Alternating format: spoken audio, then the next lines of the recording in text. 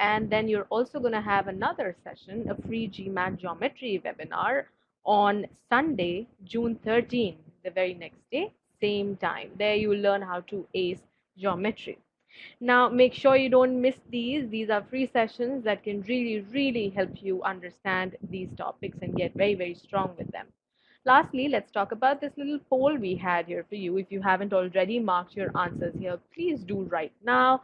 This is about when you plan to take the GMAT. No matter which stage in your preparation you are, though, this session is really, really going to help you. So I can see right now that the majority has not decided, or maybe has decided, but it is beyond 75 days. So you have a lot of time, but you do have 6% of us who have the exam in the next 15 days. Well, wherever you are, whichever side of the spectrum you are going to have fun today.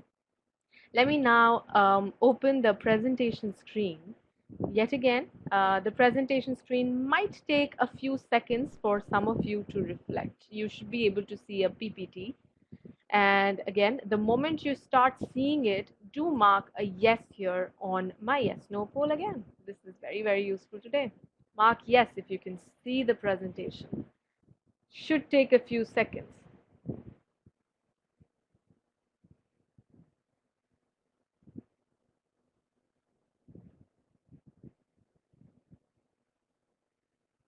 All right, okay. Let's start this now. I'm glad everybody can see the screen, see the PPT. So this now is our live session on algebra. Algebra is something which many people are scared of. If not every part of it, some things really do intimidate people. Inequalities, absolute values, these are typically the ones that scare people off the most. So these two topics we're going to talk about and more, of course. You're going to have great fun here. Make sure you keep an open mind here throughout. Let's understand what all you see on your screen right now. Alongside the PPT, on the right hand side, you see a poll which says mark your answer. So this is the only place where you will be marking your answers for all the questions that I show. No answers should come in any of the comments or the chat box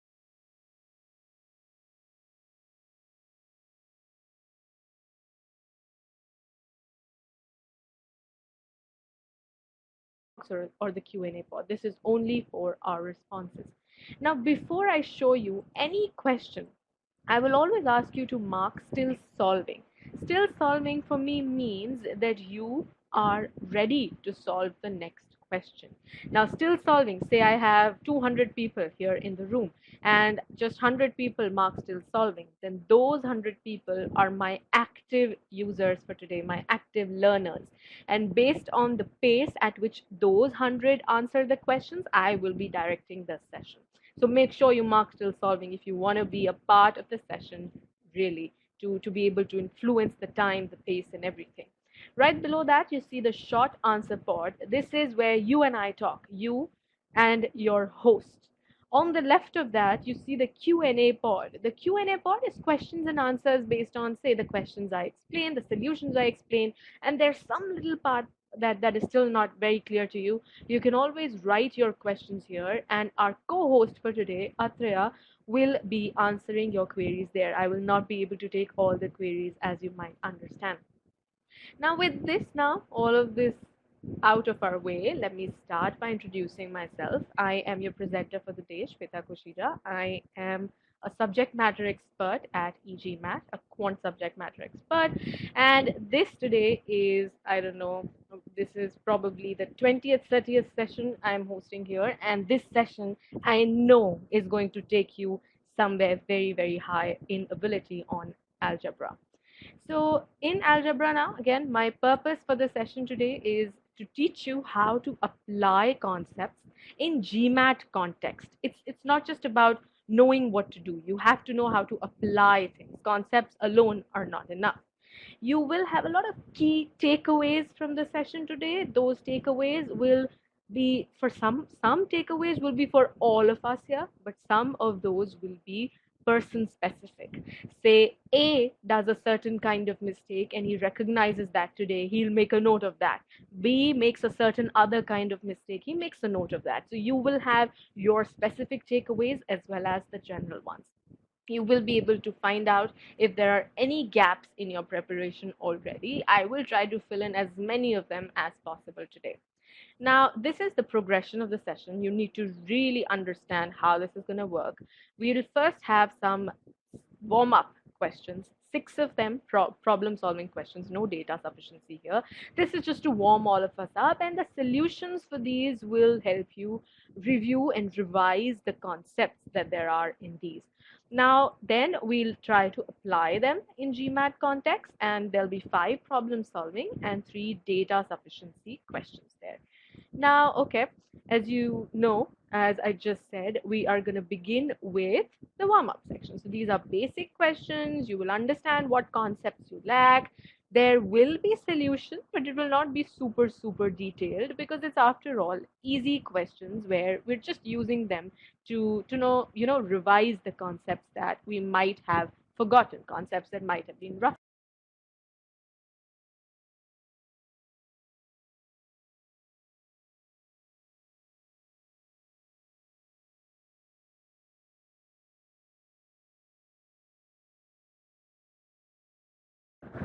Please give me 2 minutes. I'll get this poll up.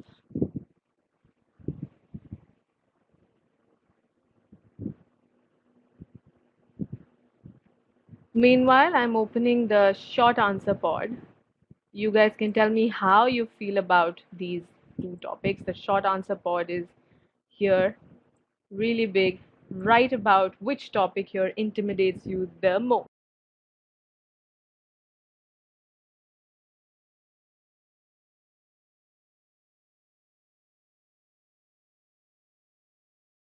Inequalities, mixture and allegation, that is from word problems.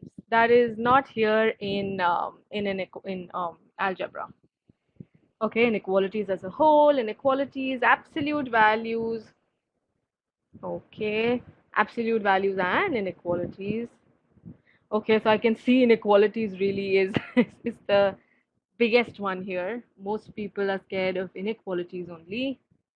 Okay, quadratic inequalities specifically. Nice. That means linear inequalities are good to go for you. All right. Okay. This is really helpful. I'm glad I know that most of us are intimidated of this, and therefore you'll be able to really appreciate when after the session you understand all of these. So the poll is here on your screen now. As you know, you have to mark still solving first to tell me that you're ready for this one. Please mark that. You should see the last option as still solving. Mark still solving. Okay, good. Let's have the numbers higher up, because this is the population I will consider as my active learners. All right, so here's question number 1, everyone. Good luck.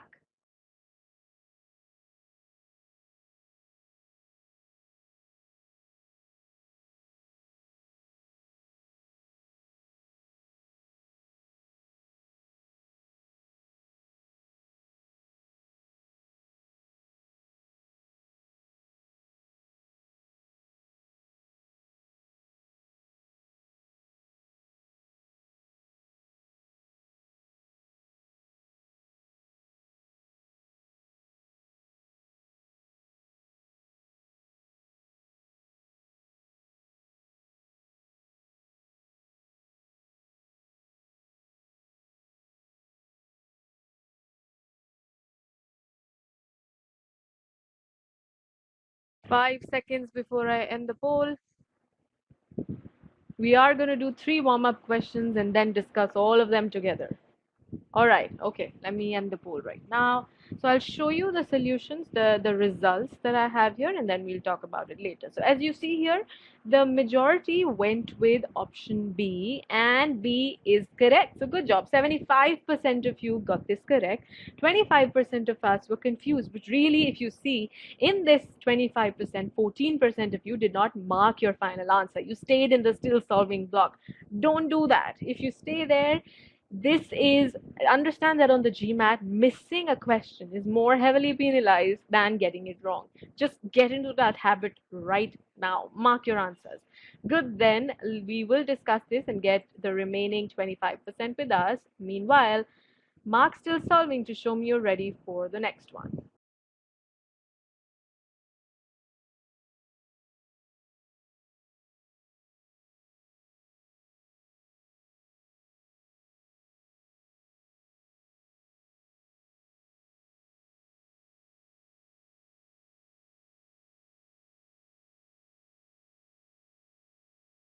See, some people have marked B. That is done. Question number 1 is done. Please mark still solving to tell me you're ready for warm-up question number 2. All right, since I have enough votes, here's question number 2, everyone. Good luck.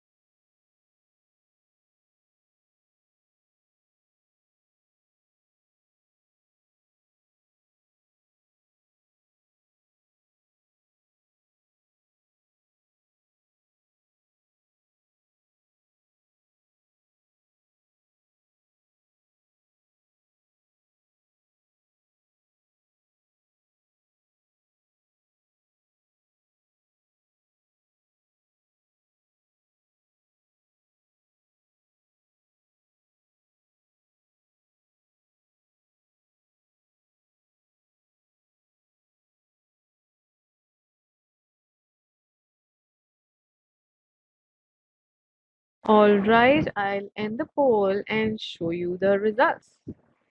This time, as you see again, the majority went with option B, and B is correct, so good job.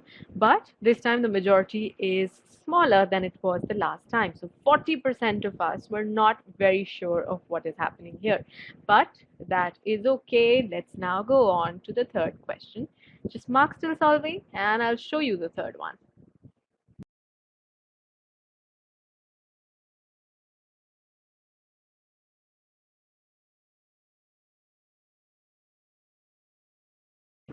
All right, enough responses here. Here's your next poll now, which is where you'll mark your answer. Here is question number 3. Good luck.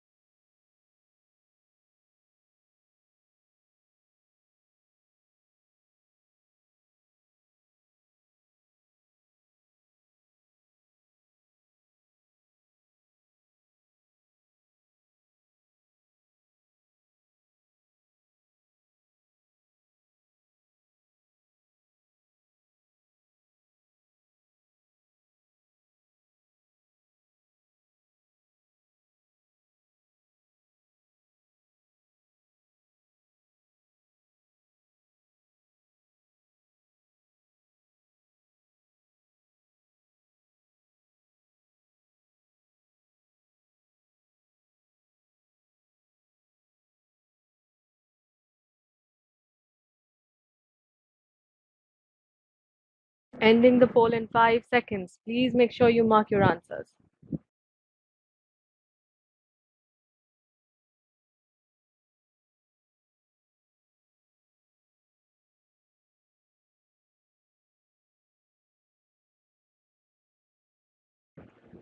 All right, here we go. This, as you see, is a very, very confused vote. We had the majority go with C. 34% of you went with C, but that is not the correct answer. In fact, out of the 4 options as you see here, I'm sorry, C is the correct answer, but the majority is very, very, very, very low. this time, just 34%. That means 66% of us were confused. And as you see, the next most popular choice was choice B. 30% of you went with B, and then 16% with A as well, 8% with D as well. So this really is the one where I will pay maximum attention. I'll spend the maximum amount of time discussing this one, but I have my hypothesis already as to why you got this wrong. Let's start discussing though from the first one. Here is warm-up question number 1, where we had a good majority, a 75% majority. We want to find out the range of values of y if this is the inequality we're given. Now think about it. You want y, and right now you can see y in two places. You have y on the left side of the inequality as well as on the right hand side of the inequality. Now, what do we do in these cases? To get y, you have to bring all of it on one side. That means you should not have it on both sides of the inequality. They should be on one. So really, you can just think about adding y on both sides.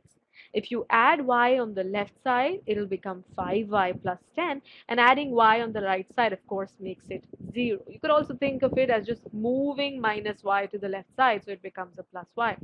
Now, since I want y from this, I need to take away the 10 and the 5. So first, how do I take away the 10? I will subtract 10 on both sides. So the left side stays just a 5y and the right side becomes minus 10. And now you need to get rid of the 5 by division. Now you'll have to divide on both sides. So it's going to be y greater than minus 2. And that's it. That is the answer you have in option B.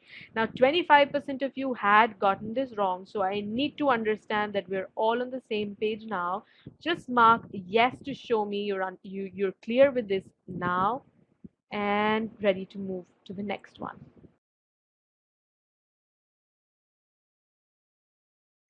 All right, wonderful. 100% votes. Great. Let's move on to the next one now. So here is warm-up question number 2. This time, instead of having one inequality, we had 2. So the range of values of y, even now you want y only, but you don't have just y. You have x and y.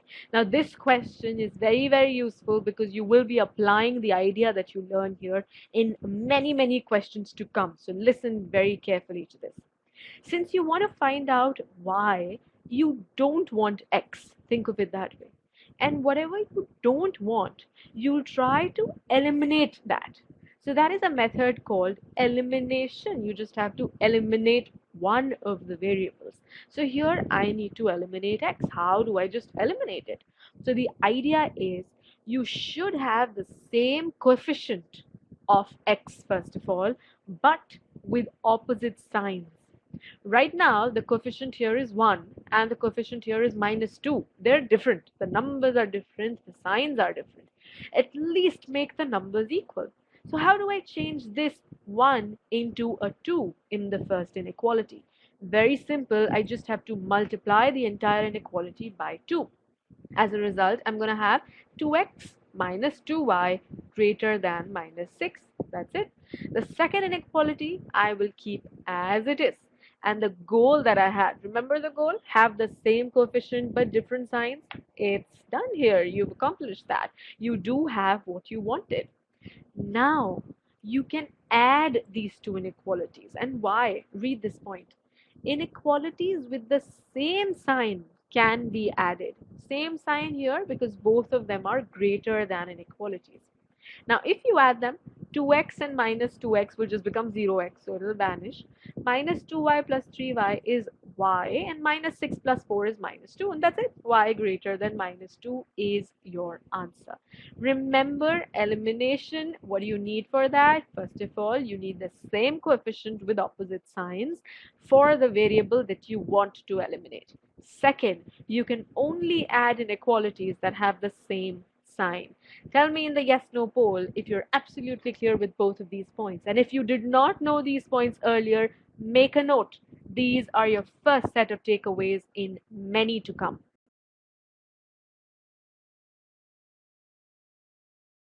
Okay, wonderful.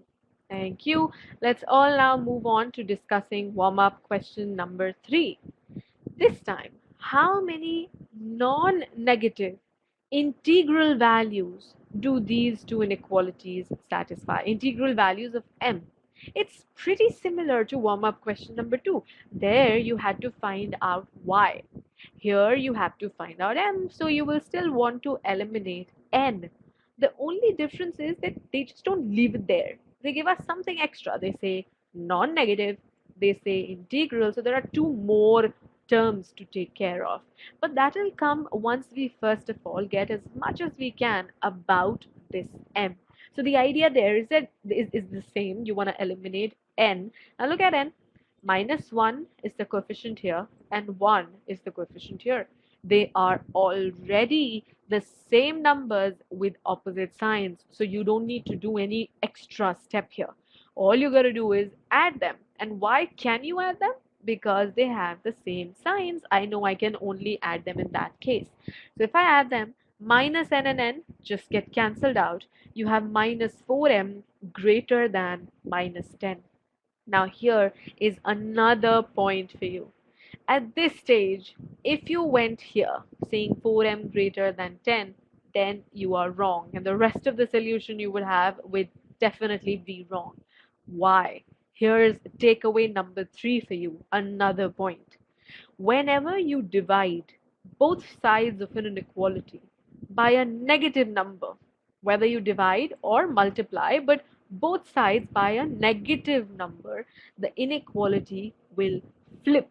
What that means is, here it was a greater than inequality, and you see how in the very next step it became less than inequality. So 4m is less than 10.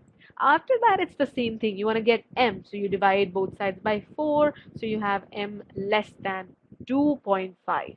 Now, non-negative integral values. First of all, integral values are those where you're really trying to say that m is an integer.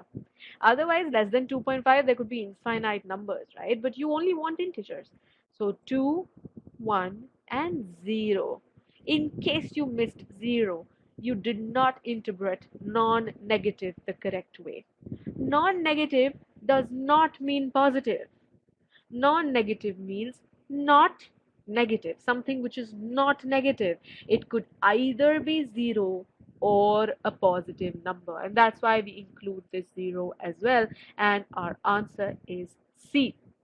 Now here, if I see the answers, then a lot of you marked B, 30%. Then you people missed out the 0. Just think about it. 30% of us misinterpreted non-negative.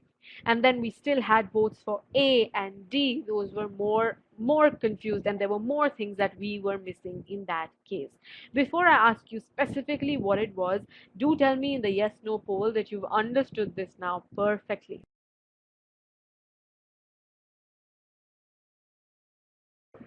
That is wonderful. Great stats. Okay, thank you for that. Now do tell me in the short answer pod, let's talk. Tell me how you liked, how you felt about these 3 questions, and what were your biggest takeaways, things that you had forgotten or you just didn't know.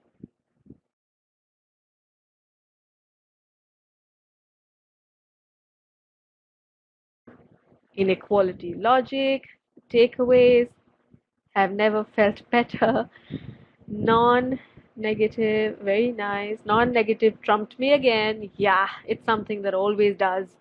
0 is neither positive nor negative. Yes, that's correct. The same sign rule, exactly, that's only when you can add inequalities and never otherwise. Refreshing my memory, great way to solve. Non-negative is not just positive. Good, I knew this negative thing was going to be very important.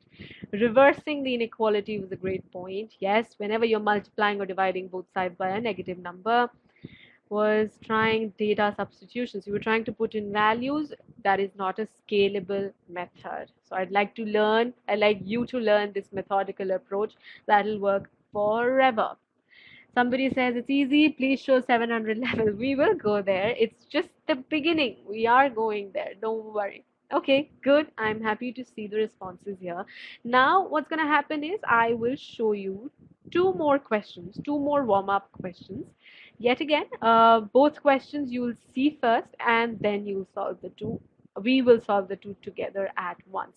Do mark still solving first. So here's warm up question number 4 coming. Give me a second.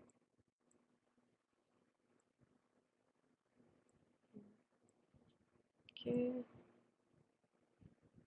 Somehow number 4 is also called 3. Okay, here you go. I am waiting for your still solvings to show you the next one.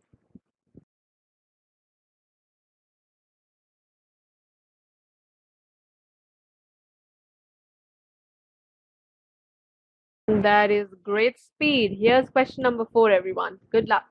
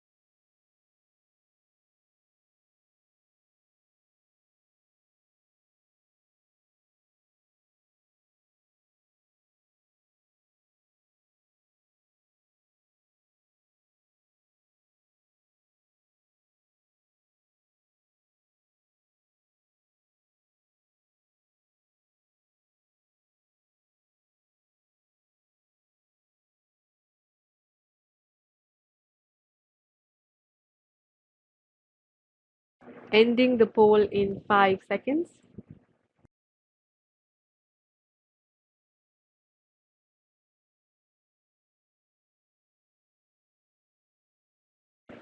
Okay.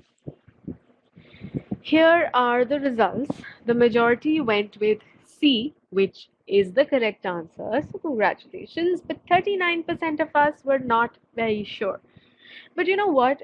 It's not about the entire 39 because I can see that the very next choice, A, that was the most popular after C. 20% of you went there, and B and D had negligible votes because maximum of the others stayed in the still solving block. Now, here, observe something in ANC. I'm not discussing the solution, but observe this, and I believe most of the ones who marked A would realize this. You've marked just the opposite of what you wanted. Everything between 2 and 3 is the opposite of what the answer is. Everything other than 2 and 3. Yes, of course, you did not take the 2 and the 3 themselves. But we'll come to this and we'll talk about this in more detail. Meanwhile, you please mark still solving, and I'm going to show you question number 5.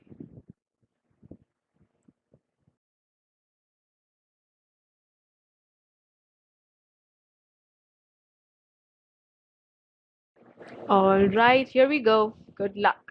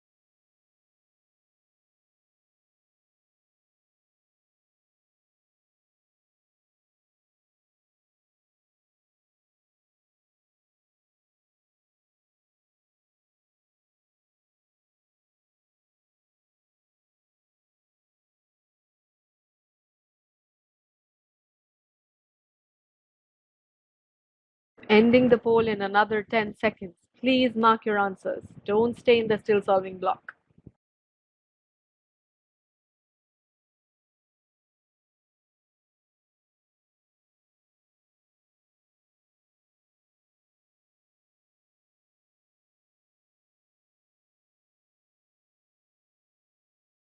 Okay, thank you. I see just 10% of us in still solving this time.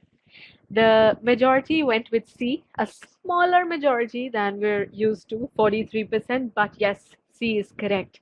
The next most popular choice was D, and I'm again, just the same thing we're seeing again. It is again just the opposite of what it's supposed to be. Almost the opposite if you ignore -4 and 3.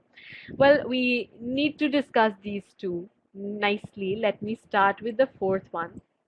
Here you go. What is the range for this inequality? So what has happened here from the first three to this fourth question is that we had only linear inequalities in those, and now this is a quadratic inequality. And this one can be tricky if we don't know how to do quadratic inequalities. But before giving you the method that we will be following throughout, I will try to explain this using some common logic, things that we've been doing for years and years, if not inequalities. This is really nothing but the product of two numbers. The product of two numbers is positive. That's it. That's what you want. When is the product of two numbers positive? Only if either both of them are positive or both of them are negative. That gives me two cases here, both positive, both negative. Now, if x minus 2 and x minus 3 are both positive, I just have to solve two inequalities, right? X minus 2 greater than 0 will give me x greater than 2, and x minus 3 greater than 0 will give me x greater than 3. Now, there's an and between them. Both of them have to happen.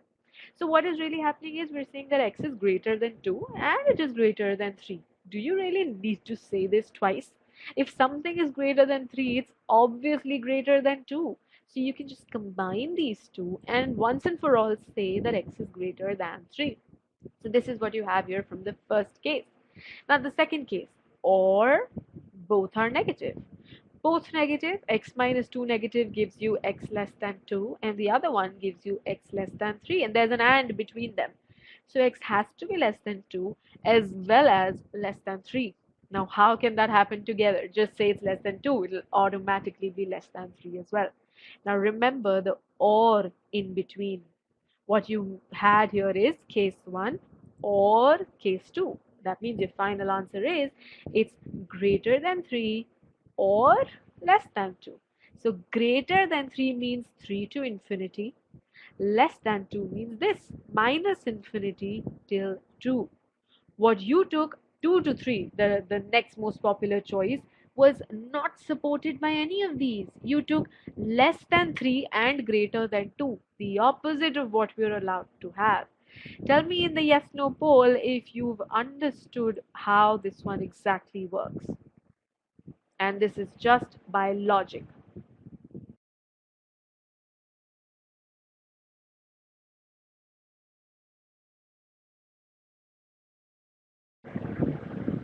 All right. Okay, 80. I see some yeses and nos, so there is some confusion here, but don't worry, there are more questions we're going to do on this. This one though is just based on logic, but because this is going to be so useful later on, do write down your concerns in the short answer pod. I'll try to respond as many as I can before we need to go on to the next one. Write in the short answer pod. Tell me what is it that is confusing here. 76% of us are good with this. So 24% of us were confused. Tell me what's the biggest concern.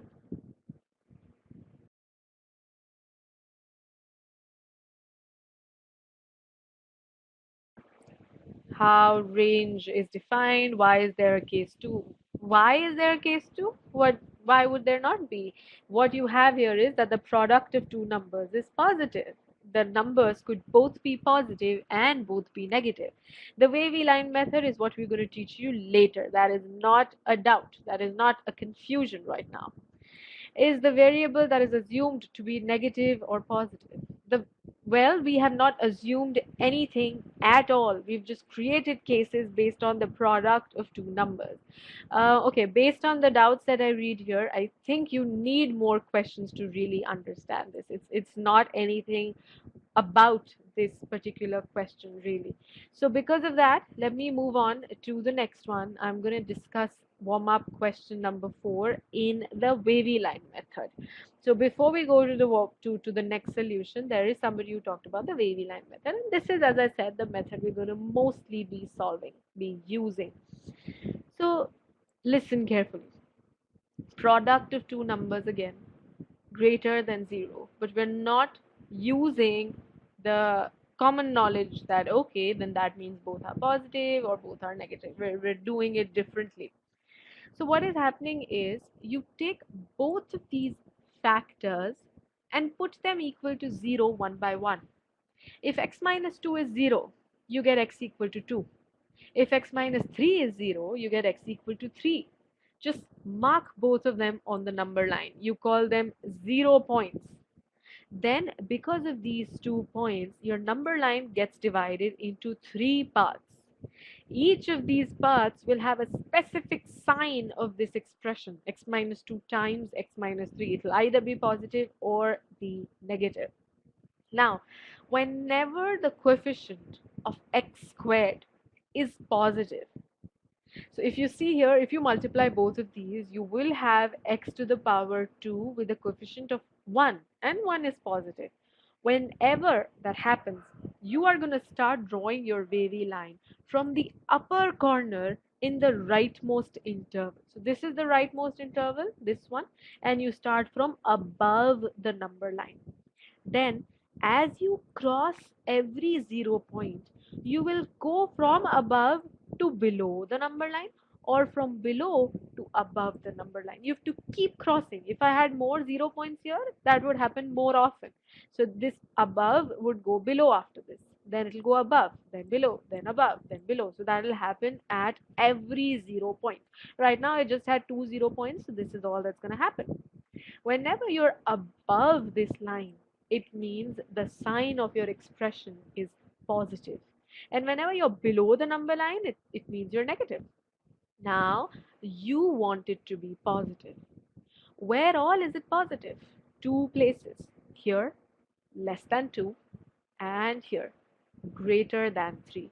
And that's why you still get the same answer here as you did in the through the other method where all you did was, let me get that tool up, the other method which was nothing but using both positive and both negative.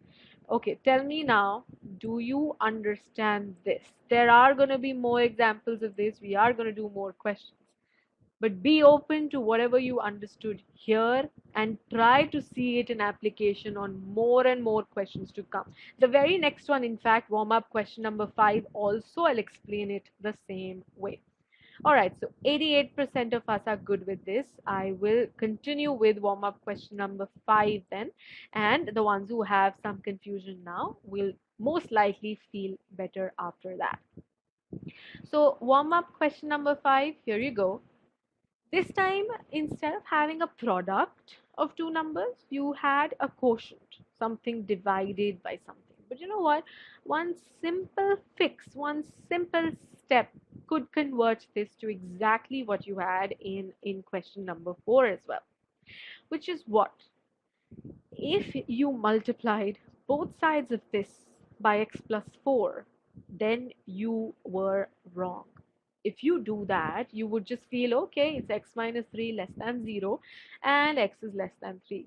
But the problem with that is that whenever you multiply a number on both sides of an inequality, it really does matter whether that number was positive or negative. If it is positive, yes, the inequality stays the same. But if it is negative, the inequality flips. So you can't do that. You just don't know anything about x plus 4.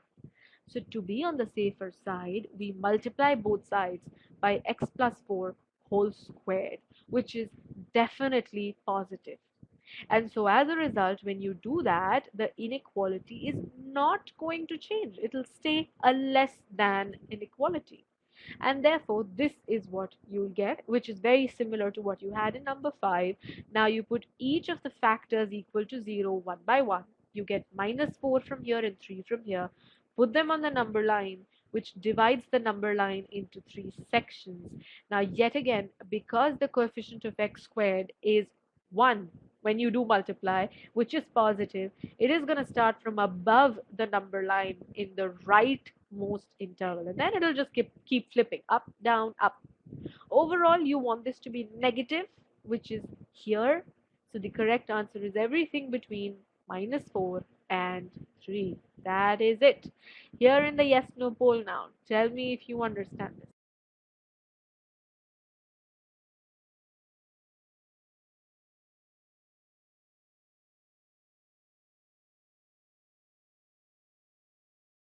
Okay, do write in the short answer pod what are the biggest concerns here. I'll try to resolve as many as possible, and then you have the Q&A pod and Atreya to help you.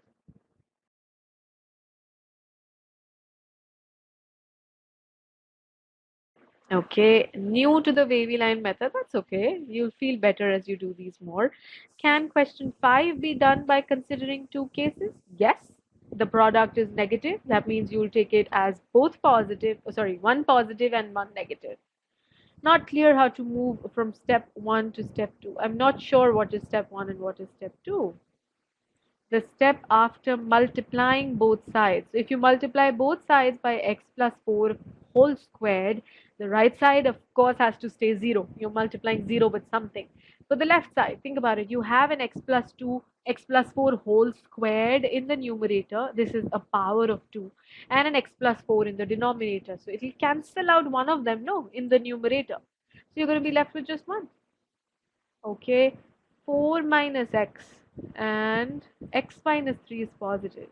Why are you changing the question? That is not what we're doing right now. Great approach. Thank you. Can we multiply by x plus 4 upon x plus 4? You mean you want to multiply by 1? If you multiply by x plus 4 upon x plus 4, the denominator will have x plus 4 whole squared.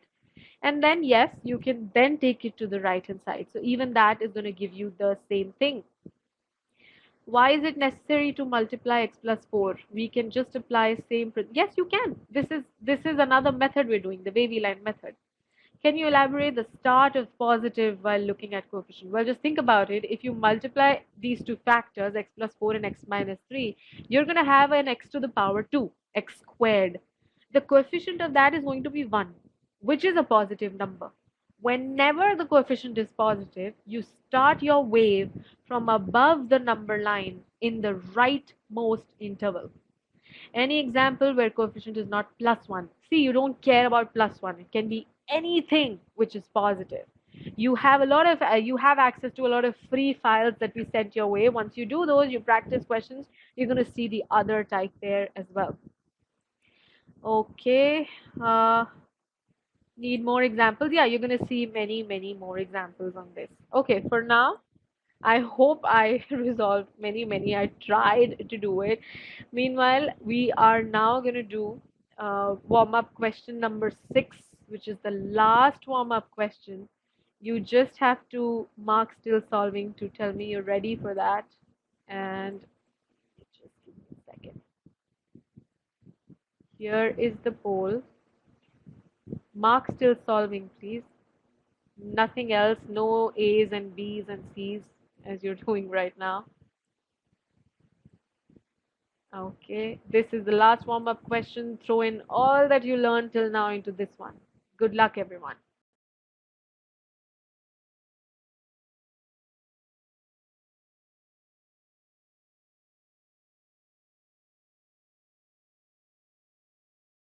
Well, it is an absolute values. You cannot throw in all of that. That'll happen in the questions that follow. Meanwhile, let's test you on absolute values.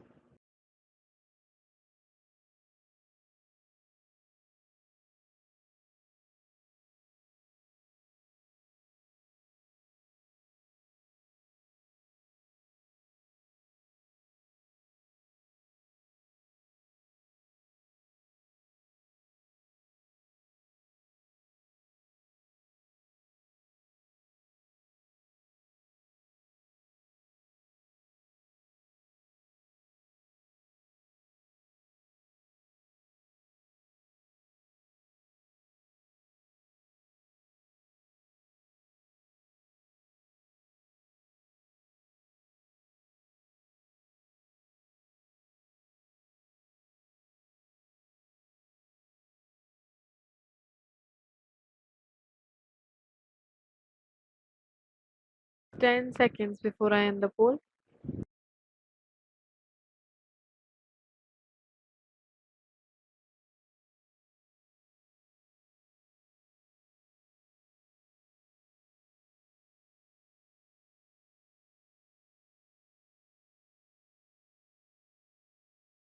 Okay, here you go.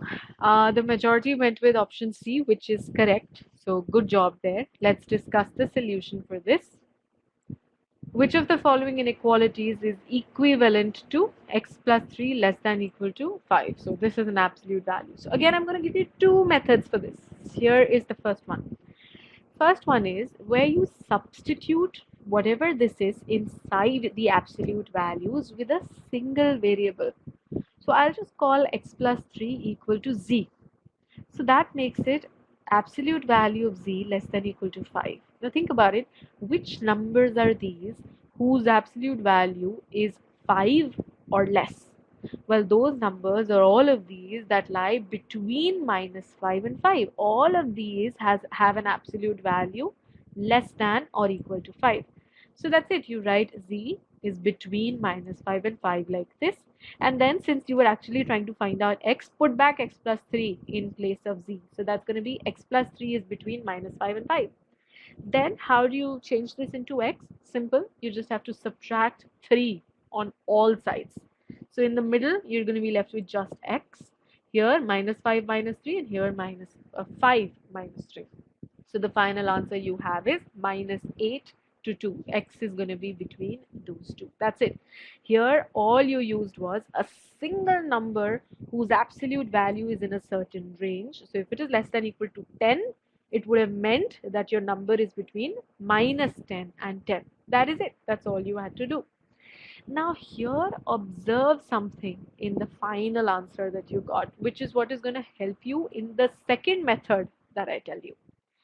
Just notice that here everything is centered around 0, and you went 5 units to the right of 0 to reach 5, and you went 5 units to the left of 0 to reach minus 5. That is what defined the boundary points here, minus 5 and 5. While now in the second one, everything is centered at minus 3. Although you're still going 5 units to the right to reach 2, and you're going 5 units to the left to reach minus 8. Essentially, if you could somehow understand what is it that you're going to be centered at, then all you do is you take this number, the 5, and you go 5 on the right, 5 on the left, and you get your answer straight away. This is what you need to understand. Think about it. If it is a plus 3 here, observe, if it is a plus 3 here, then minus 3 is where you're going to center this at, the opposite of the sign that you see inside. Okay, this is what the second method is based on. When you see a plus 3 here, you read it as distance is less than or equal to 5, because that is how far I go to the right or to the left. From where? From minus 3. Minus 3 again is the opposite sign as you see here in the absolute value.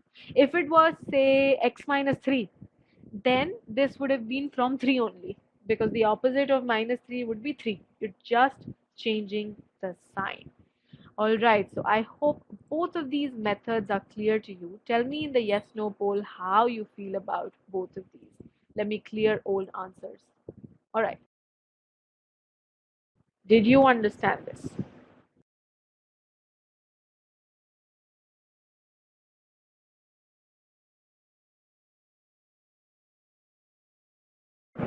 Wonderful. Okay, 92% of us are comfortable.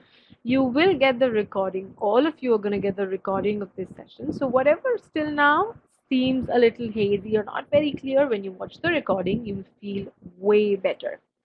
Now with this, we're done with the warm-up section. Make sure you're 200% confident about all of this that you did today. That extra confidence is needed because the GMAT is going to test a higher application level of these. It's not going to be so basic. So unless we're very clear with the basics, how are we going to do hard questions when the application gets trickier? So even if you got one question wrong in these, it is very important that you watch the files that we sent your way before the session. This is how you're going to see everything on the course: inequalities and absolute values. Every file is structured, every module is structured in the same way. Go and explore this for yourself. It's now time that all of us go into GMAT style questions. So these will be 600 to 700 levels. This is the level we're going to stay in. And this time you have to apply everything that you learned till now here. Now that we're done with the warm up section, tell me in the short answer pod, what is the biggest takeaway for you today? What are the things that you didn't know or you had forgotten? Tell me.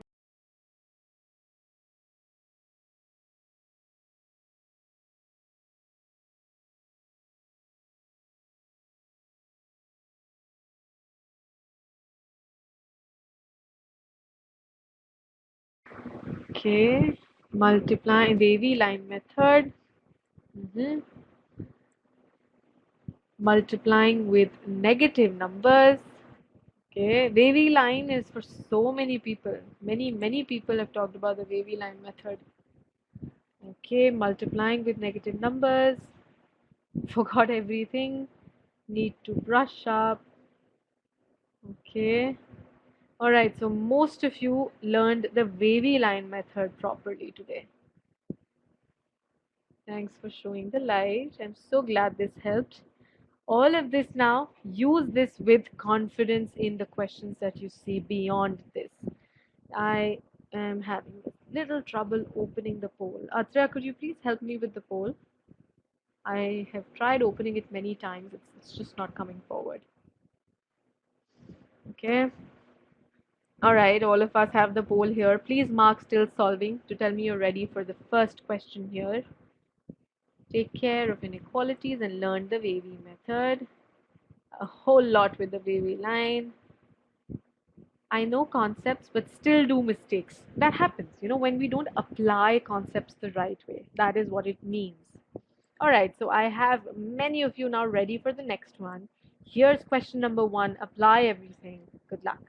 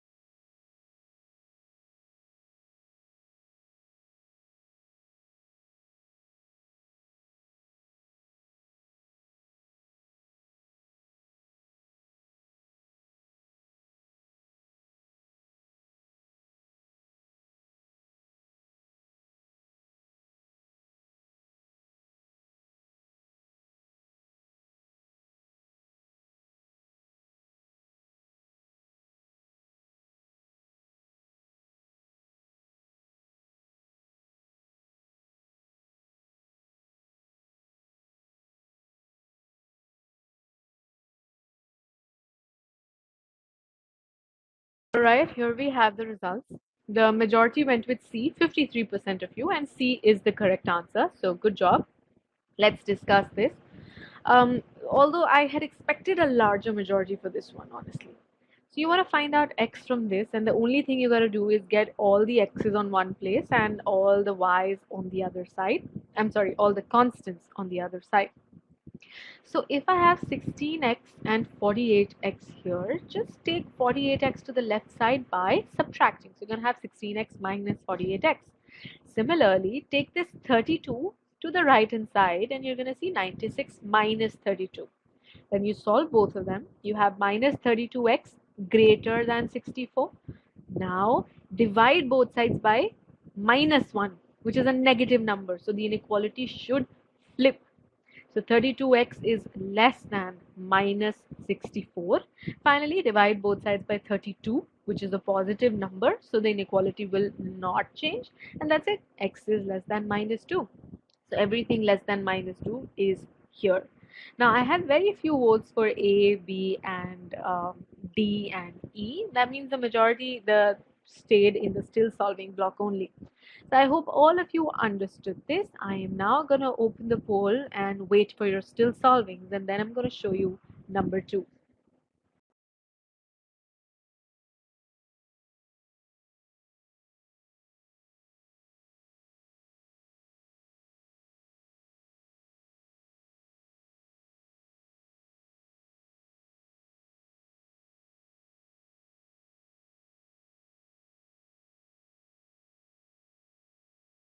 All right, here you go.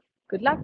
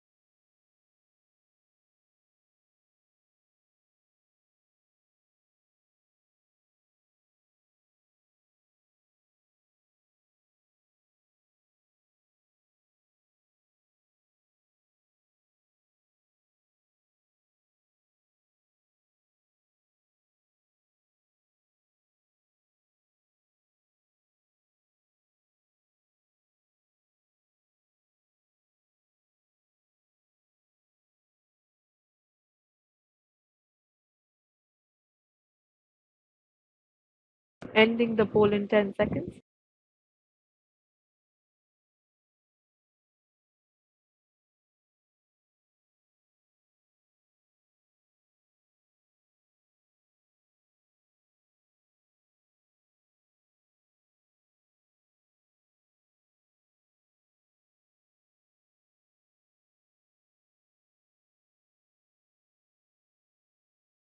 Okay, so we have some interesting results this time. Majority marked A, which is wrong.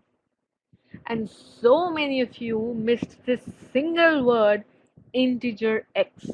It's a big learning that you need to pay attention to the constraints in a question. You were under the constraint that x could not be just about anything. It had to be an integer.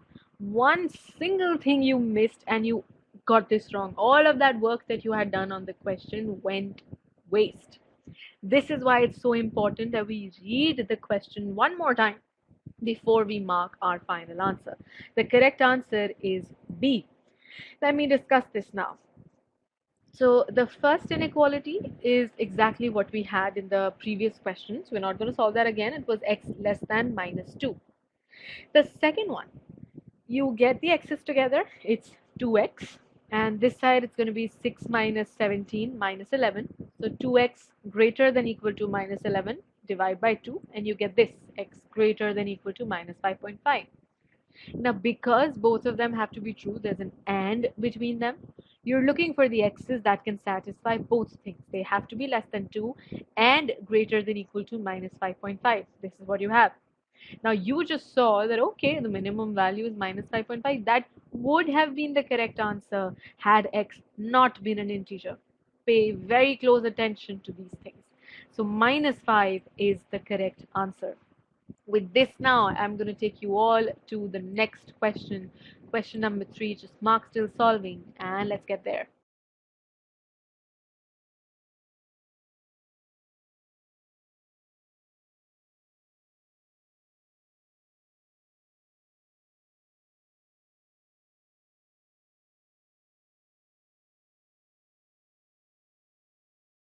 Here you go. Good luck.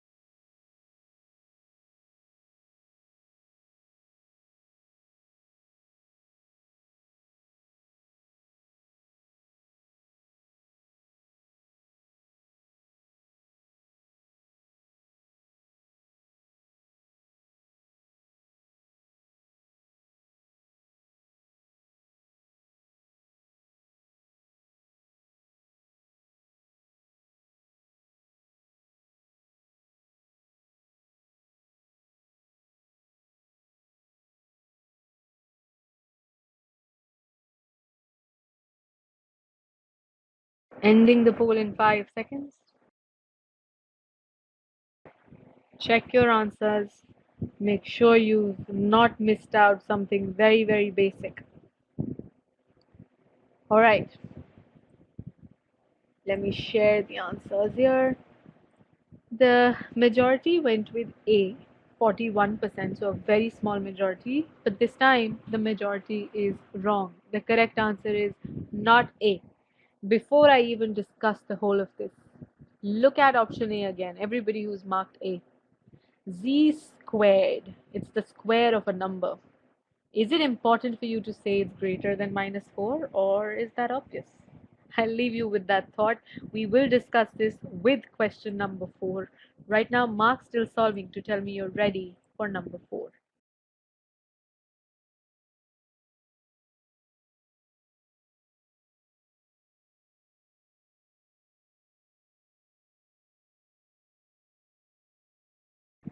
Here you go. Be careful. Good luck.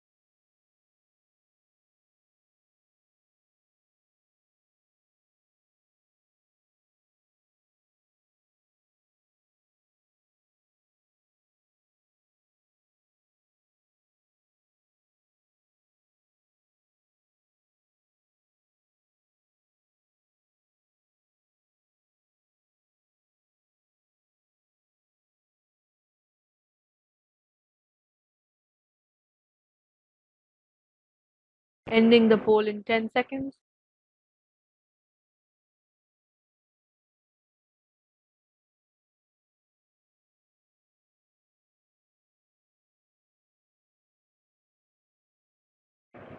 All right.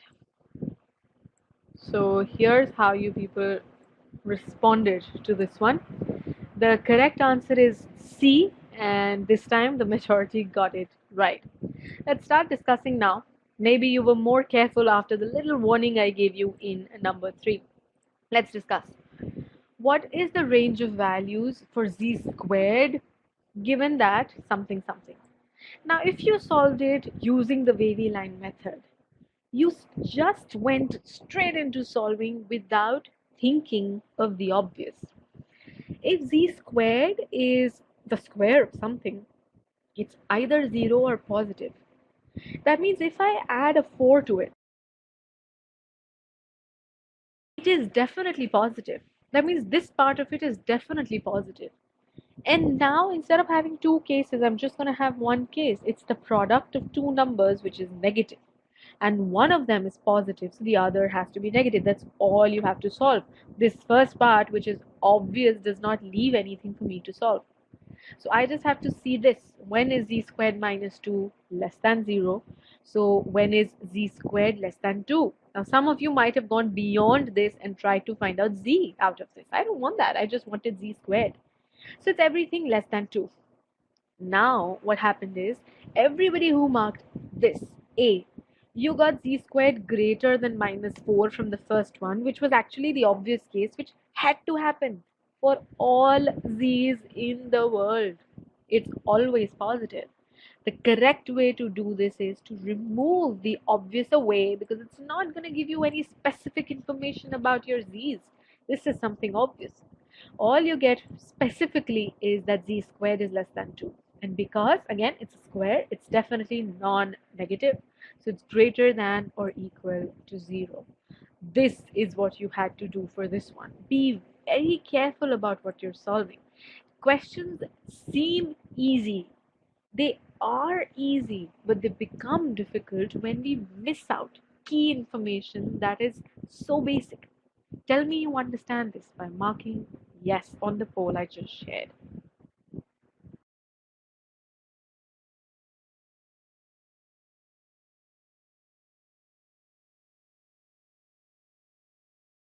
The next one is very closely tied with this one. Let's discuss that now.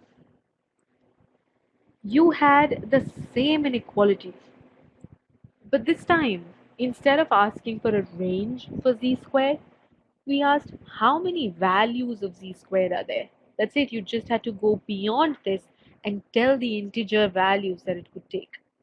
So it's 0 or 1. That is it. All of those who marked B, 10% of you marked B, you again missed counting 0. I think that can be the only explanation. I hope all of you understand this. I'm bringing in the yes no poll one final time for this, and tell me you understand this. The poll is now open.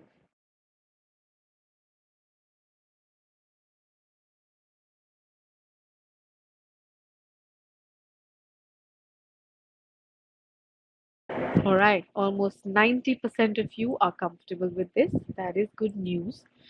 This is an overview of the 4 questions we saw. First one taught us changing the sign of the inequality when multiplied by a negative number. Then a perfect square is always non-negative, which is what you saw in the last question. You learned the wavy line method. You learn how to simplify equations, got the x's on one side, get the constants on the other side, focus on the constraints. When it's saying that it's an integer, remember when you marked that minus 5.5, you had missed the constraint. Read the question statement properly. Read when it says maximum or minimum or integer, every word counts. Now we're going to go into a slightly higher level of questions. This is the 700 level. I am going to show you question number 5 now, and you know the drill. Still solving is what tells me you're ready for that.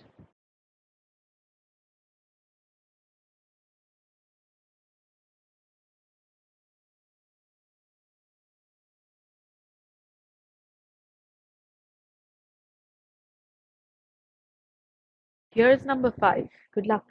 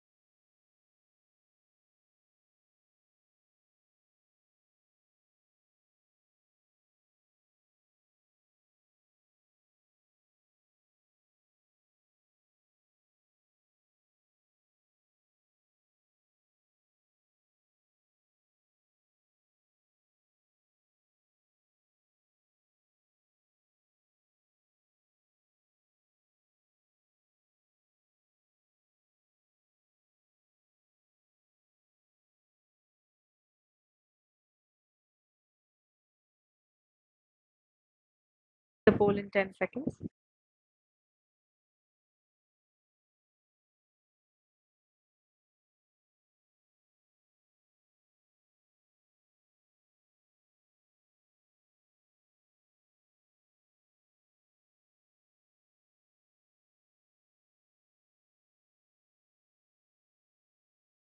Okay, here you go then.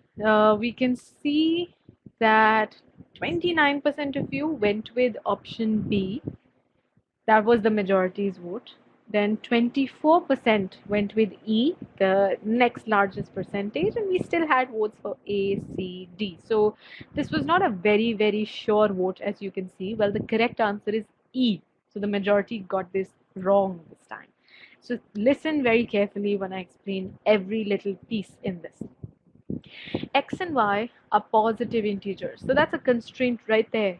This is something we tend to forget when we are done with the rest of the solution. Such that x plus 2y is greater than 20 and 3x minus 30 is less than minus y. So you have two inequalities in x and y. What is the positive difference between the minimum possible value of x and the minimum value of y? So you want to find two things, minimum value of x, minimum value of y. Then from those things, you have to find the positive difference. Positive difference just means big number minus the small number. So there's a lot to do. Before anything else, how do you get the minimum value of x? For that, you need the range of x. Similarly, how do you get the minimum value of y? You need the range of y. So now it relates directly to all that we did before this. How to find one of the variables from this. You can't get both of them together. So you have to do them one by one. So we'll start by eliminating one of the variables. But before that, now you have to get the two inequalities in the same form. This is greater than, this is less than. So we need some rearrangement, a lot of stuff. That's why it's hard. Listen very carefully. The first inequality, I'll keep it as it is. I'll just subtract the 20 on this side, so I just have a 0 on the right hand side. Similarly, the second one, what do I do to make this into a greater than inequality? Right now it's less than, but I want it to be in the same form because I need that for elimination. To make this into a greater than inequality, I will have to multiply this throughout by minus 1. You know, when you multiply by a negative number, the inequality flips, right? So this time you're going to use that to your advantage. If you do that, you're going to have minus 3x plus 30 greater than y. Then just get the y also on the left side. So on the right side, you just have 0. Now this is inequality number 1. This is inequality number 2. Both of them are now in the same form.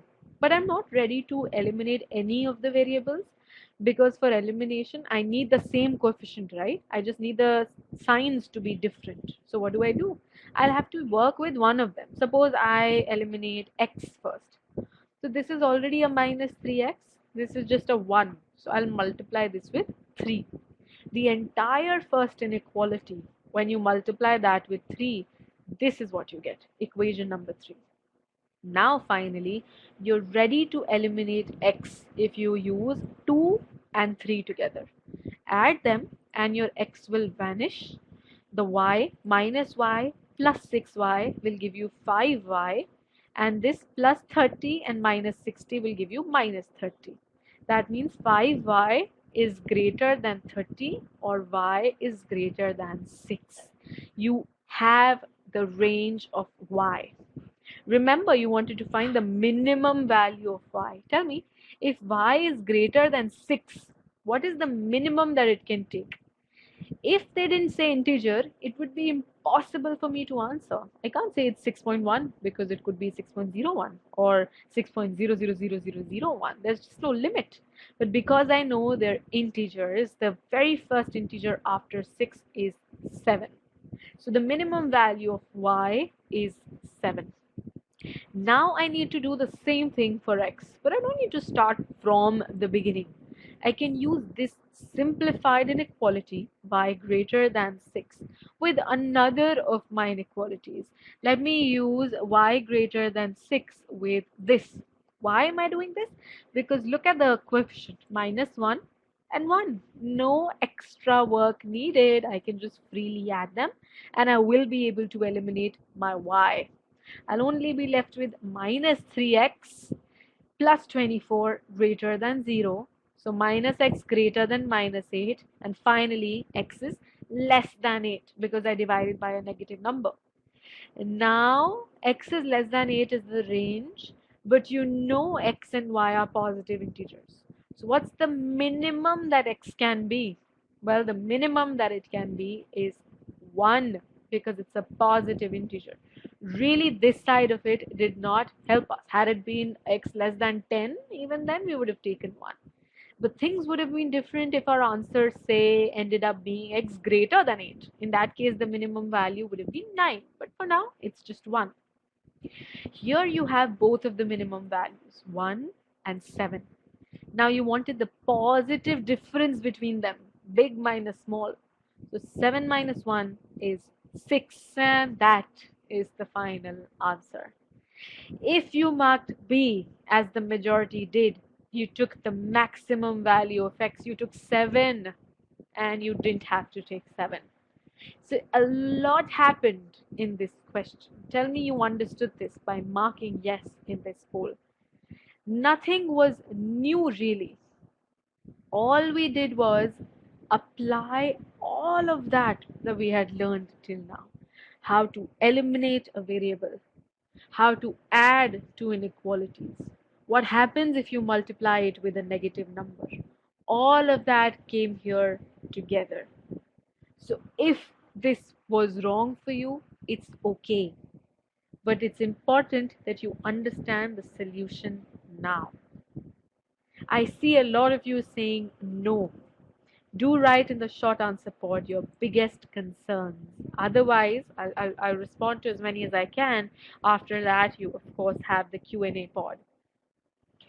If we substitute y equal to 7 in equation 1, then x is greater than 6, that is x is 7. Why would you substitute y equal to 7? You're getting different ranges for x and y. And from those, you're getting the minimum value of x and y. How did you get y? Well, here I added equations 2 and 3. This one and this one. This helped me eliminate x. Getting y required me to eliminate x. We're not considering y greater than 8. This is a typo. It's y greater than 6. And that is why the minimum value is 7. Approached correctly but made a mistake in the final step. Could you make the font color for the options darker? It's a little hard. I will take that feedback. Thank you for that. Atra, please make a note of that. All right. Why couldn't we substitute y greater than 6 in equation 1? Why? You can, of course you can. That means you would want to solve the first one with this one, but you can't eliminate y, na? Because the coefficients are not what you want. It's 2 here, it's 1 here. If you want to eliminate y, you need to make this into a minus 2. So you need to do more work. Consider not confusing people with I would not read that. Okay. Missed positive difference and selected A. Missed pause. Oh yeah. So you did 1 minus 7 to get minus 6. So every word counts, you know. If they said what is the difference, even if they said what is the difference between these two numbers, when they say just difference, it still means positive difference. You'd still do the big number minus the small number. We, in fact, tried to make this more easy for you by writing the word positive, which will not always happen. Made x value greater than 8. Okay, so you solved this wrong at this stage where it says x is less than 8. So the minimum that it could be anyway had to be 1. But if you take greater than 8, you would think the minimum is 9. Okay.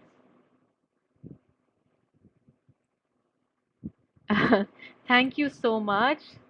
Thank you. Thank you. I love the comment that just came. You brought me back up. Thank you. All right.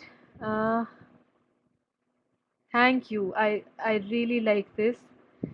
Three of you came up and said this. Thank you for this. I know people who appreciate this are always going to be more than those who do not, and this is just what life is all about. So I'm okay with that. Thank you for the support, though. This really makes me very, very happy. I am going to take you all to question number 6 now. Please mark still solving to tell me you're ready for that, and then let's go there.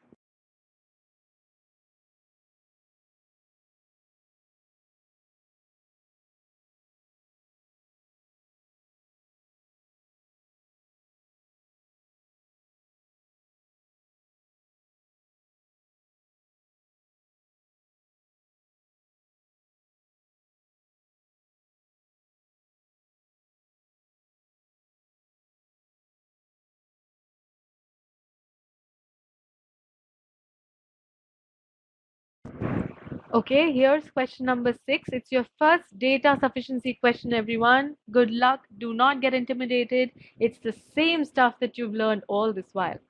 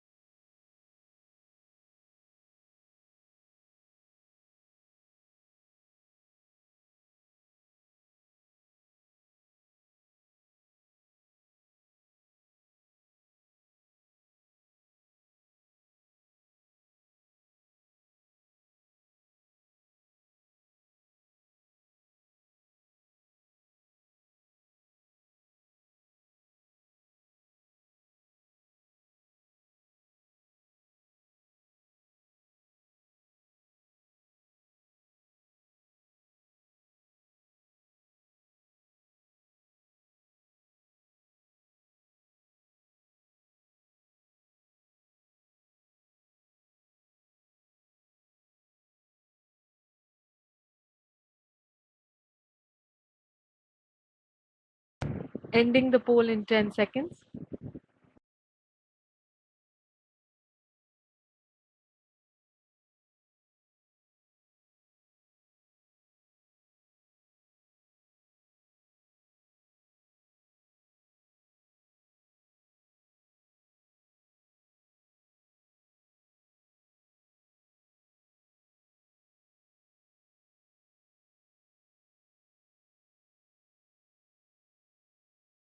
Okay, here are the results. So it's very, very confused. The majority went with E, 28%. Then we had 24% with C, then 19, 14. So it's a very, very confused vote. The correct answer here is A. So only 19% of us got this correct. Let's discuss this. So the remaining 81% can be brought on board. So what do you have here is that Z is an integer such that mod of Z is less than 6. That's all that the question stem is giving you. And then it ends up asking us something about z, that is it positive? Is it a positive integer?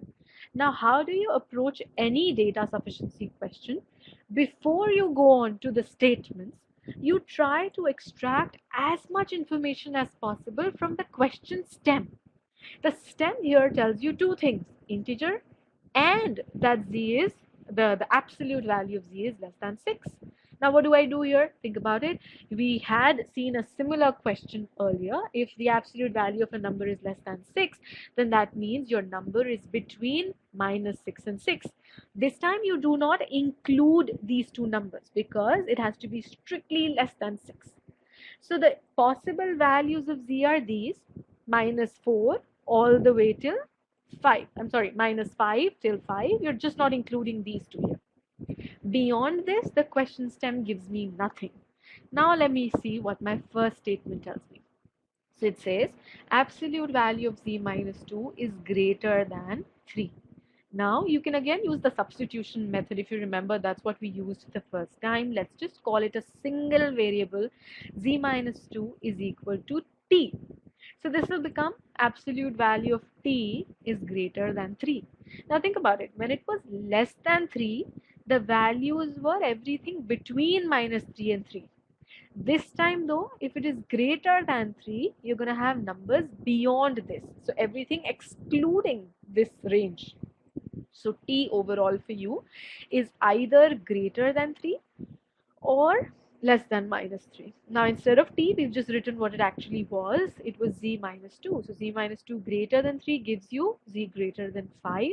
And z minus 2 less than -3 gives you z less than -1. Now here you might feel confused. You might feel, okay, this one is telling me that z is positive. This is telling me that z is negative. So this has to be insufficient. If that is how you thought, you missed something you just learned from the question stem. You know from the question stem that z has to be between -6 and 6, excluding both of them. That means the greatest it could be is 5. So this one here, which says, okay, it's greater than 5, is impossible because that is the maximum it could take. So this case on the left hand side gets rejected. It's not a valid case. The only case you're left with is this, that it is less than -1. Even now, you're not free to choose any number less than -1 because of the question stem. If you use the question stem correctly, this is what you're going to get, that z is between -6 and 1 finally.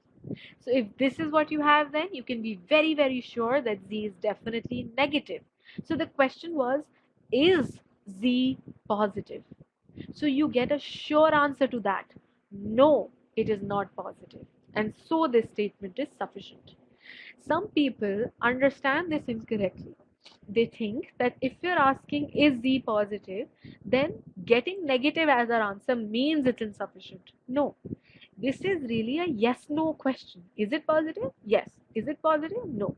If you get a sure answer, that means you either get a yes or a no, you will call it sufficient. Insufficient is when you get a maybe, sometimes yes, sometimes no.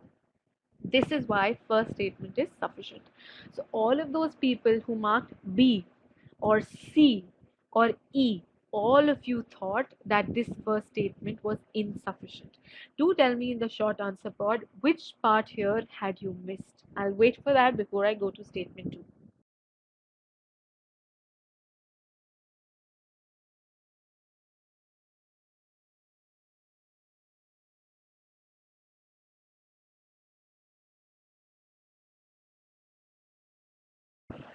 Okay, missed z greater than 5. Yes, so this happens when we analyze a statement, we tend to forget what we already had from the question stem. Use that every time.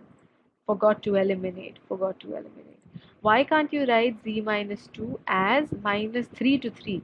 Well, that happened from here now. Absolute value of t is greater than 3. If it is greater than 3, you would see that no number within -3 to 3 will satisfy it. It has to be beyond these two numbers. Okay, corrected A, then got confused. Okay.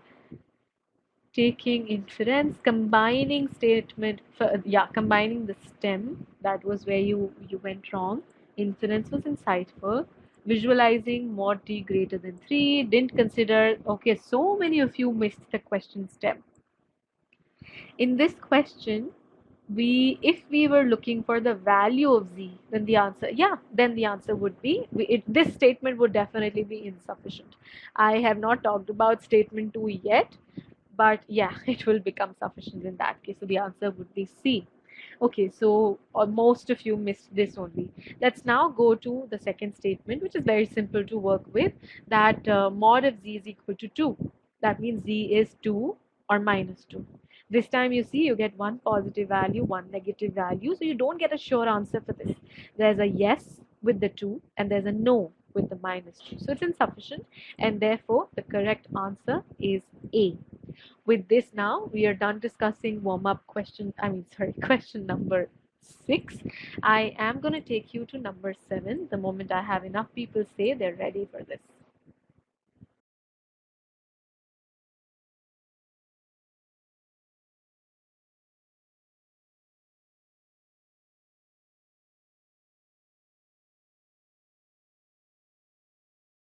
Let's increase the participation here. Just 50 people say they're ready. We're 130 here right now. This is less than half. You saying still solving tells me you're active participants in the session today. I want you to determine the pace. Okay, here's number 7, everyone. Good luck.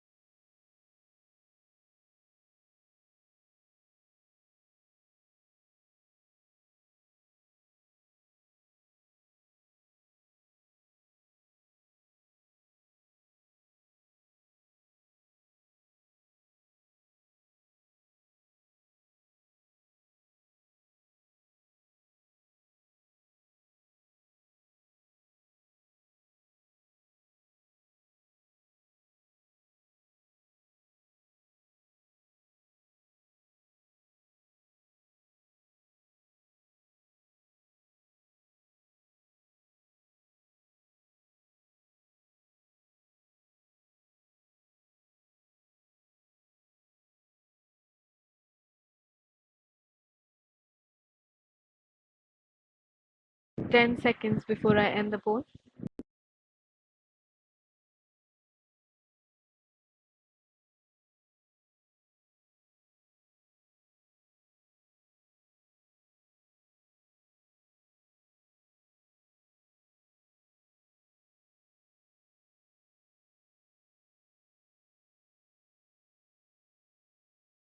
Okay, here are the results.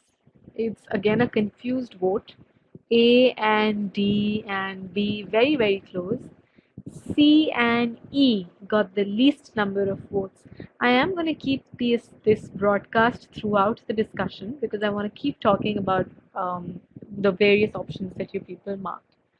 Now, yeah, as in any data sufficiency question, you start with the question stem only, which is just a question this time, that is A less than B. You've no idea about A or B, and the question stem gives you no information whatsoever. So you can't do anything about it. So no constraint, nothing given in the question stem. So you straight go to the first statement, which is this. The mod of A minus B is equal to b minus a. Now, how you understand this? Come here on the right hand side to really see what this means. If I had the mod of any number, say x equal to y, then y, because it is the absolute value of a number, has to be non-negative, right? It can either be 0 or positive. It can never be negative. Accordingly, since b minus a is the absolute value of something, it has to be non-negative, greater than or equal to 0. So this is b greater than or equal to a when you simplify this. This gives you two cases. One, a and b are equal, and two, a is less than b or b is greater than a. Ultimately, your question was, is a less than b? You get a yes in one case, but you get a no in another also now where they're equal. That means this statement alone is not sufficient to give you a sure answer for this. So all of those who marked A 21% and those who marked D 23%, that makes it 44% in total, thought this statement was sufficient. Now my hypothesis is that you missed the A equal to B case. Tell me if that's true in the short answer part. Is that why you thought the first statement was sufficient? Yeah, so I thought correctly. Oh my God, everybody did that? Wow, just one person says a no. I missed A less than B. Wow. So you missed the one case everybody considered, and you remembered the one case nobody remembered. That's nice. Okay. All right. So keep these things in mind. You can't miss out such things. You see, zero has been. I think this is the third question where missing zero became a problem. So my internet says the connection is excellent. I would suggest if you can't hear me properly, try rejoining once. All right, so with this now, let me take you all to statement 2. Let's see what that is. This one, A by B less than 1. Now 29% marked B and 24% marked D. All of you thought that the second statement is sufficient. Well, all that means is that you did not take the learnings from our previous questions forward into this one. You did not make a very nice note of the points that I gave you. If you just simply multiply both sides by b and you thought, okay, then that is a less than b, you forgot that b could be negative. And if b is a negative number, when you multiply it to the other side, the inequality is going to flip. You are going to get a greater than b. So you do get a yes in this if it's positive, but you get no if it's negative. So it's insufficient. Tell me in the short answer pod now, is this what happened for statement 2? Damn. Yes. Yes. You have to remember what you learned. Use that. So everybody who says no, I think two people said no. Do tell me what is the no for? What else did you do wrong in this? Silly mistake. Somebody says silly mistakes. You know what? We don't believe in silly mistakes at all. Because if you just say something is silly, you never give it the chance to be worked on. You just reject it as a silly mistake. Understand what the mistake is, that I forgot to consider multiplication by negative. That way, whenever it happens in future, you'll remember it.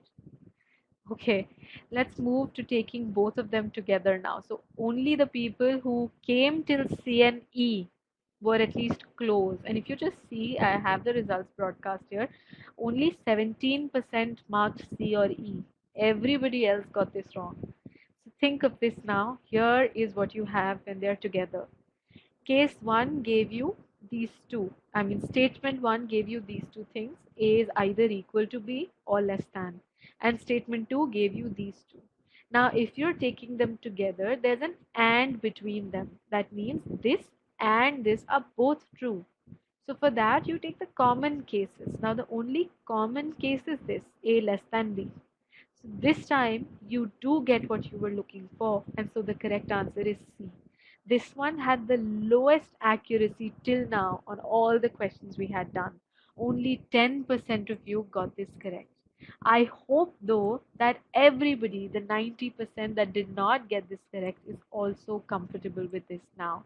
I will bring in the yes no poll. Just tell me you did understand this here, and then we'll confidently move on to the next one.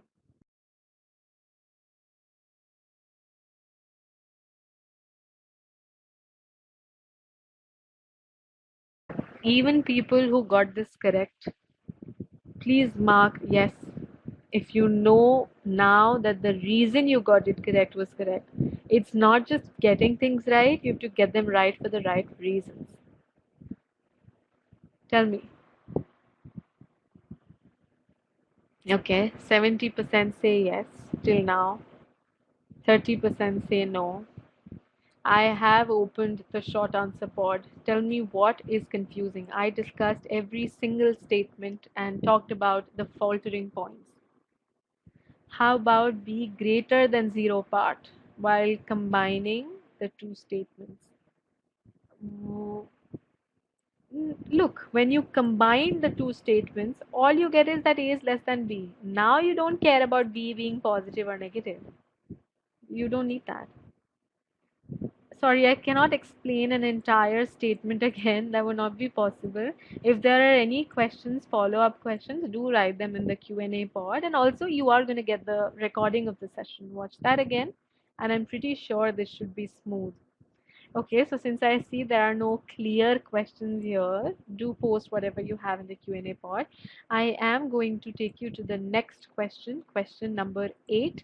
Mark still solving. Be careful, guys. This time you did see how you missed some very small things and got the question incorrect. Be careful. Okay, I have 40 people saying they're ready out of 120. Come on, let's bring up the numbers.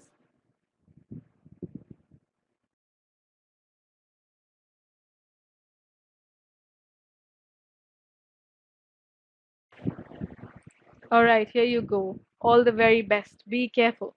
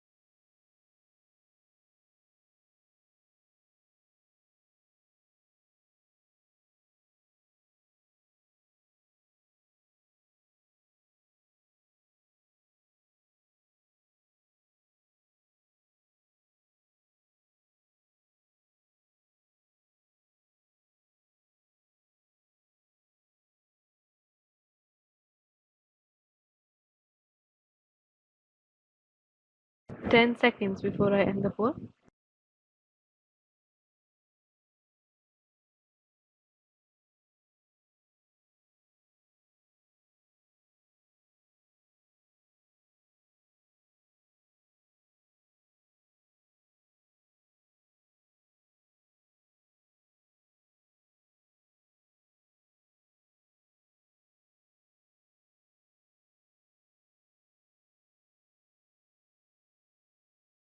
All right, so here is how you responded. A 26, B 4, so the majority went with E then. Okay, now the correct answer for this is not E. What it exactly is, we will come to that. So the majority got this wrong. I am going to keep this broadcast till the end. So again, start with a question stem. Is Z greater than 2? Well, I have no information whatsoever given in the question stem. It's just a question. So nothing, I can't do anything here. I have to go to the first statement. First statement says this, that the mod of Z minus 2 whole squared is greater than 4. Okay, think about it. It's the mod of the square of something. Now, you know the square of something is anyway non-negative, right? It's either 0 or positive. Now, since you're taking the mod of a non-negative number, what is the mod even going to do? The modulus changes something that is negative into its positive version. It does nothing to non-negative numbers. So it's not important that you put the mod sign only. So that was the first level of simplification that you could have done here. And then this is what it becomes. Now I have rewritten the 4 as 2 squared, and this time if you subtract it on both sides, z minus 2 squared minus 2 squared greater than 0, this is an identity now they can use. This is a squared minus b squared, which is a minus b times a plus b. Now a is z minus 2 and b is 2. So a minus b times a plus b is positive. Simplify this and this is what you have. Now you know the wavy line method, right? You find your 0 points. The 0 points are 4 and 0. Now, because again, when you multiply, you will see that the coefficient of z squared is a positive number. So it is going to start from above the number line in the extreme right interval. And then it will flip up, down, up. Finally, since I want it to be positive, I will take the regions where it is above the number line. So I get z less than 0 or z greater than 4. So I get these two ranges. Now my question is it more than 2? Well, if it is here less than 0, then no, it's not more than 2. But if it is here greater than 4, then yes, it is more than 2. So you don't get a sure answer. So 27% if you marked A, 6% marked D. All of you thought that the first statement was sufficient. It's not.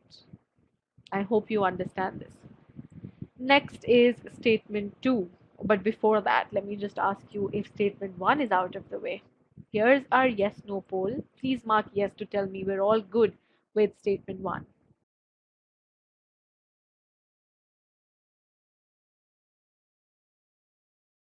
Everybody, please respond. I can see 18 people responding to this, and that way the percentage will not be a very good idea of the number of people we're here today. Mark yes if you understood this first statement. That's the least you could do. I would know we're all going together in the right direction.